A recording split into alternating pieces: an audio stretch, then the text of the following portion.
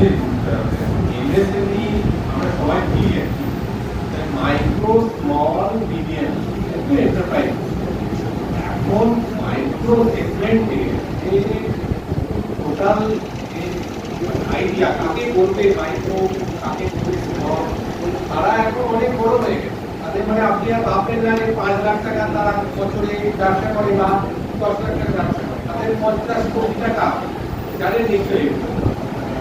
তো সেই হিসাবে আমরা দেখুন যেখানে এশিয়া যে লেভেলে কাজ করে সেখানে মোটটা যেখানে একদম রুরাল এরিয়া, সেখানে ওই ধরনের একদম যেখানে পাট কেনা বেচার ব্যাপার রয়েছে, সেখানে আমাদের হয়তো টোটাল যে এমএসপি পারচেজ সেটা হয়তো অনেক বেশি হচ্ছে, কিন্তু যারা ফার্মার তাদের কাছে তো আর ধরুন 5 লাখ টাকার একসঙ্গে নিয়ে আসছেন না, তারা কিছু হাজার টাকা নিয়ে আসছে ছোট ছোট ফার্মার। तो उस इंडस्ट्री का और अच्छा विकास होता है, क्योंकि उसमें लगे हुए जो लोग हैं, जो स्टेक होल्डर्स हैं, उनके अंदर विश्वास होता है कि प्राइसेस फ्लक्चुएट नहीं करेंगे, मूल्य ज़्यादा ऊंचा नीचा नहीं होगा। इसलिए वो लोग कॉन्फिडेंस के साथ और आत्मविश्वास के साथ वो निवेश कर सकते हैं अपने,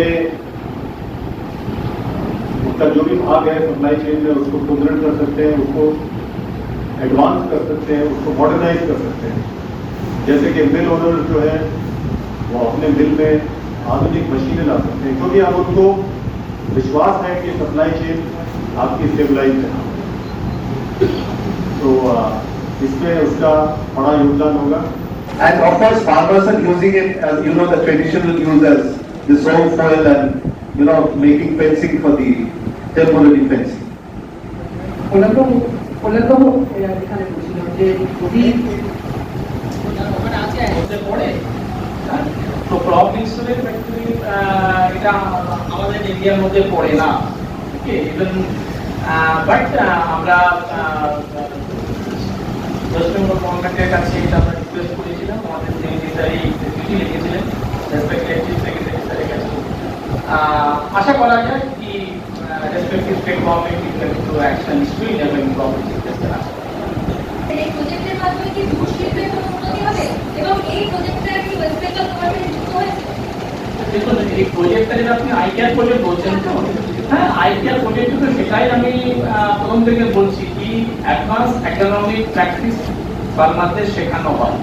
যখনই অ্যাডভান্স ইকোনমিক প্র্যাকটিস তারা অ্যাডপ্ট করছে। सर, मेरा क्वेश्चन आपसे है, मैं सदीनामा से बोल रही हूँ कि अभी आप लोग जैसे चाह रहे हैं कि पर्यावरण में प्लास्टिक बंद हो जाए और जूट की थैलियों के दाम बढ़ते जा रहे हैं या कपड़े की थैलियों के दाम बढ़ते जा रहे हैं, तो उसमें आप कैसे पर्यावरण को रोक सकते हैं? क्योंकि जैसे ही हम लोग खरीदने जाते हैं तो इसके दाम इतने लगते हैं कि आदमी एक बार रुक जाता है। तो आप लोग जब तक सरकार इस चीज़ के दाम को अगर नीचे डिक्रीज नहीं करेंगे तो कैसे होगा? हाँ, आपका बहुत अच्छा सवाल है ये, और ये बात लॉजिकल भी है।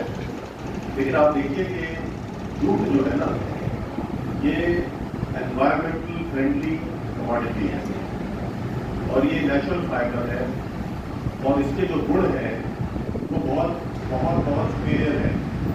और प्लास्टिक से आप इसके प्राइस को कंपेयर नहीं कर सकते, क्योंकि प्लास्टिक जो है यूज एंड थ्रो। अगर आप जूट का बैग लेंगे तो आपको 2 साल 3 साल चलेगा। तो you can not do direct price comparison. Actually plastic के आने से पहले जूट बहुत अच्छा था। Right now there is lot of people don't know actually what is happening, and everything is based on rumors and hearsay. So in order to arrest that, in order to get everything channelized under one system, we are going to start an e-auction platform very shortly. Now, before I start with the question answer session, I would request you to raise hands, and please don't speak all at a time. Please raise hands and ask your questions one after the other. And please don't give any, I will just start with the question because time is limited. Yes, sir. Please, right. Give me chair. The difference is 300 rupees. On TV3 basis. Yes, yes, yes. Last time it was 4750. Now in this set is 5050 356. Next question.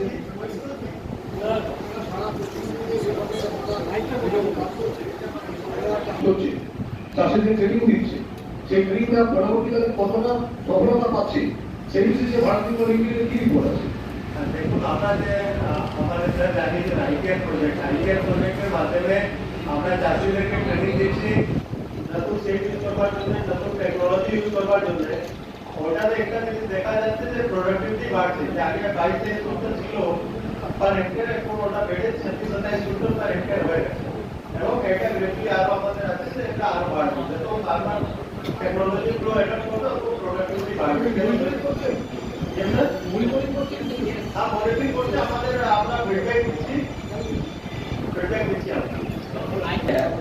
After completion of the ICAR project, whatever Mr. Bansal report, number one, the productivity is increasing. Initially it was 22-23 quintal per hectare.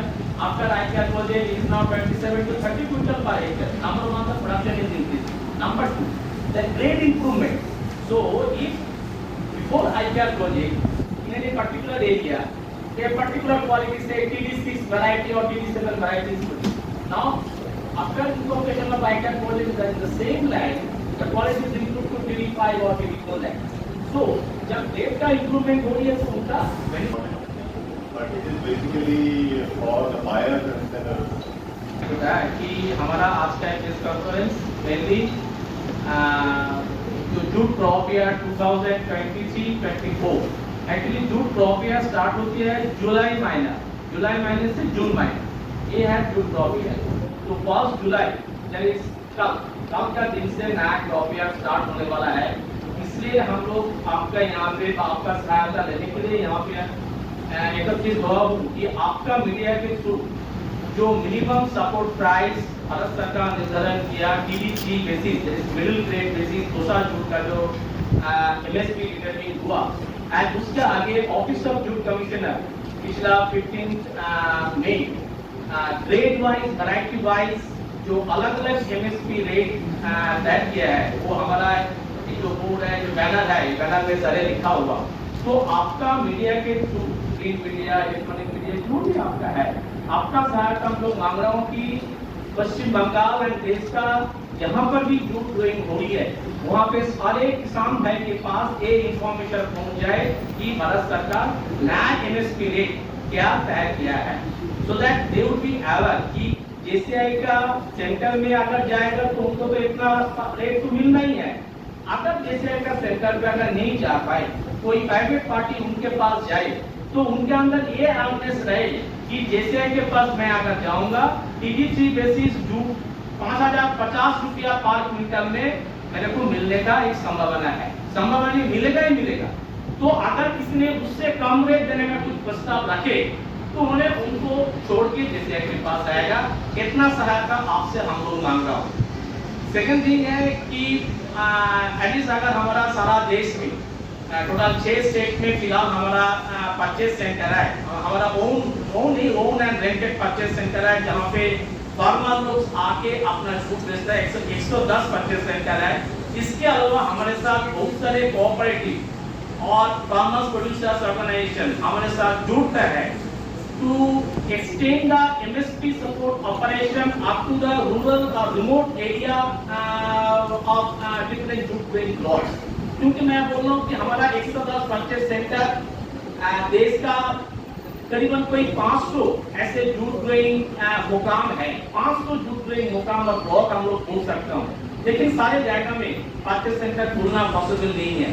तो हम लोग हर साल MSP operation के लिए cooperative और farmers producers organisation को हम लोग एम्पैनल करता हूँ, उनके साथ MOU करता हूँ, so that they work as extended wing of JCI to carry out the MSP operation in remote locations। तो आपका सहायता हम लोग ये भी मांग रहा हूँ कि आपका माध्यम से अगर ऐसे कोई भी सोसाइटी के पास इंफॉर्मेशन पहुँचे कि JCI अभी कोऑपरेटिव सोसाइटी और APOs को भी एम्पैनलमेंट करने के लिए सारे प्रोसेस अभी चालू रखा, तो हो सकते हैं कि बहुत सारे कोऑपरेटिव हमारे साथ जुड़े एंड हम लोग MSP का बेनिफिट मतलब देश का कोने कोने में जो भी जूट फार्मर्स है उसके पास पहुंचा सकता हूं। सभी चासी में, सभी चासी भाइयों में, सभी किसानों में फैल जाए, जिससे कि ऐसा ना हो कि उनको कहीं भी समर्थन मूल्य से कम में अपना जूट देना पड़े। कहीं भी अगर ऐसी समस्या आती है तो JCI को संपर्क करें हमारे, और हम लोग वहाँ पर उपस्थित होंगे। जोर से बोलिए। और जो हमारे सेंटर्स हैं, हमारे सेंटर्स खुले हुए हैं, जो उनका निकटतम जो भी हमारा सेंटर है वहाँ आकर उनके वो अपना जूट मिनिमम सपोर्ट प्राइस पर न्यूनतम समर्थन मूल्य में दे सकते हैं। और न्यूनतम समर्थन मूल्य जो 1 जुलाई से लागू होने जा रहा है वो 5,050 रुपया प्रति क्विंटल, जो मिडिल ग्रेड जूट है TD3 के लिए 5,050 रुपया प्रति क्विंटल है। तो ये जानकारी दूर दूर तक सभी को मिले, जिससे उनको कोई नुकसान ना हो, यही आज का प्रमुख उद्देश्य है। सर, जो पर्सन कृषक है, जो चासी है, जो खेती करता है, वो किस तरह से अगर मदद चाहता है आप लोगों से, कैसे मदद पा सकता है? डायरेक्ट या इनडायरेक्ट कैसे मदद चाहेगा आपसे? जो भी हम किसानों की बहुत तरह से मदद करते हैं। एक तो हम वैज्ञानिक पद्धति से खेती करने के लिए किसानों को ट्रेनिंग देते हैं, और उनको हम सर्टिफाइड प्रमाणित बीज भी देते हैं, जिससे कि उनको उसकी पैदावार अच्छी हो। और बीज देने के बाद हम उसको बीज को रोपित करने का तरीका, बीज के रोपण का तरीका, जिसको कहना चाहिए कि सोइंग का तरीका, ये उनको दिखाया जाता है, समझाया जाता है। उसके लिए मशीन दी जाती है, जिससे कि वो एक लाइन में सोइंग करे, और लाइन्स के बीच में जो डिस्टेंस होता है उसको भी मेंटेन करे। उससे सुविधा होती है कि लाइन्स के बीच में जाकर अगर खरपतवार को निकालना है, वीड्स को निकालना है, उसके लिए स्पेस रहता है। और प्लांट्स की जो रूट्स हैं, प्लांट्स को अपनी जड़ों को फैलाने के लिए पर्याप्त जगह मिलनी चाहिए, तभी वो प्लांट अच्छा उसकी ग्रोथ होती है। और खाद देने के लिए भी जगह चाहिए। तो अपनी खेती को रखरखाव के लिए, उसकी सुरक्षा के लिए, उसको पोषण देने के लिए जो स्पेस की ज़रूरत होती है प्लांट्स के बीच में और प्लांट्स की लाइन के बीच में, वो मेंटेन करना। उससे क्या होता है कि सीड भी कम लगता है, प्लांट्स कम होंगे, लेकिन जो टोटल उसकी पैदावार होगी वो कहीं ज़्यादा होगी, जबकि सीड कम लगेगा और नंबर ऑफ प्लांट्स तो कम हो जाएगा, लेकिन उसकी पैदावार बहुत अच्छी होगी। तो इस तरह से और भी बहुत सारी चीज़ें हैं। सर, आप उन लोगों ने बोलने दो। जी, उसका जो रेटिंग होता है, रेटिंग को भी वैज्ञानिक पद्धति से करते हैं। उसके लिए एक रेटिंग पाउडर होता है, जो हमारे 3-4 जो शोध हमारे संस्थान हैं, क्राइजेफ है, लिनफेट है और इजरा है, इन लोगों ने रेटिंग एक्सेलरेटर बनाए हैं, जिससे कि रेटिंग तेज़ी से होता है। जो रेटिंग पहले 3 हफ्ते में होता था, वो अब 1.5 हफ्ते में हो जाता है। और उससे जो निकल कर आता है रेशा, उसकी जो गुणवत्ता भी ज़्यादा बेहतर होती है, उसकी क्वालिटी ज़्यादा अच्छी होती है। ज़्यादा अच्छी क्वालिटी से किसानों को ज़्यादा मूल्य मिल पाता है।